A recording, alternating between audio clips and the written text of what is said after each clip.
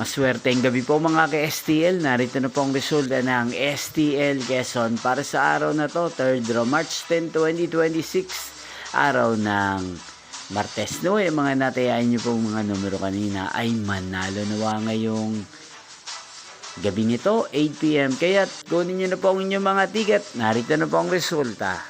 Ang mga numerong nanalo sa STL Quezon ngayong gabi nito, March 10, 2026. 8 p.m. Third draw result 6 at 8 in exact order.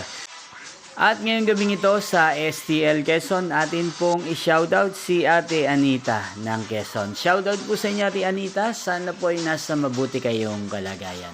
At sa lahat po ng mga taga Quezon, shoutout po sa inyong lahat. Inyo pong napanood ang resulta ng STL Quezon. Maraming salamat po sa patuloy niyo pong panonood at pagsuporta sa aking channel. Magkita-kita pong muli tayo bukas ng alas 11 ng umaga. Thank you for watching.